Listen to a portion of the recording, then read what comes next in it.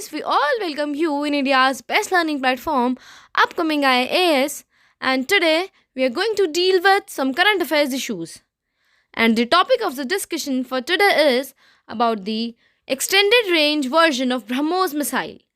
I hope you all are doing well. So without doing any further delay, let's start the video.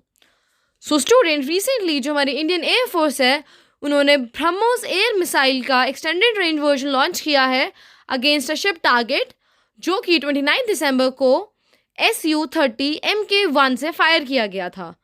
तो इसीलिए ये जो extended range version है इसको बे of Bengal के रीजन में लॉन्च करने की बात करी गई है, जहाँ पे हमने इसे सक्सेसफुली लॉन्च कर भी लिया है.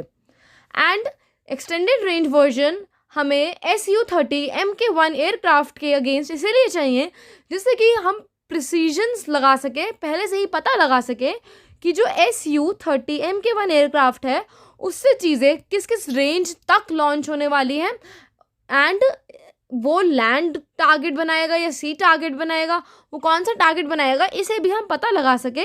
इसीलिए ही ये जो ब्रह्मोस मिसाइल का एक्सटेंडेड रेंज वर्जन है इसे हमने लॉन्च किया है. एंड ये एक डेडिकेटेड और सिनर्जेटिक इफेक्ट्स है हमारे इंडियन एयरफोर्स का along with Indian navy, DRDO, BAPL and HAL.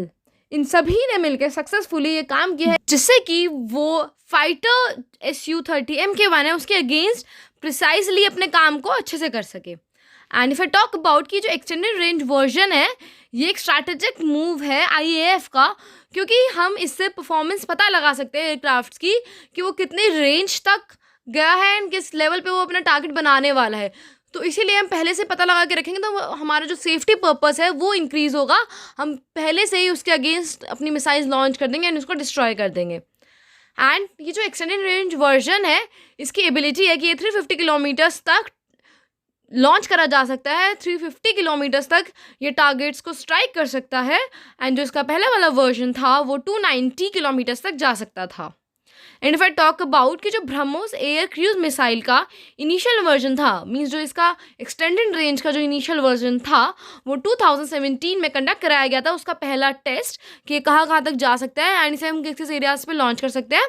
और जो ब्रह्मोस मिसाइल है स्टूडेंट्स उसके साथ कंफ्यूज मत करना, क्योंकि जो ब्रह्मोस मिसाइल है वो तो ऑलरेडी बहुत साल पहले उसे हमने टेस्ट करी थी.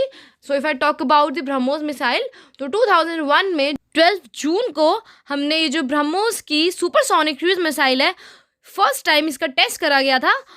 चांदीपुर में हमने इसका टेस्ट किया था और ये लैंड बेस्ड लॉन्चर था, एक लैंड से इसे टेस्ट किया गया था. बट जैसे जैसे ब्रह्मोस मिसाइल के अपग्रेडेड वर्जन आते गए तो हमने इसे बहुत ज़्यादा वर्जन में टेस्ट किया, लाइक लैंड के साथ साथ एयर पे भी किया और सी के प्लेटफॉर्म पर भी करा.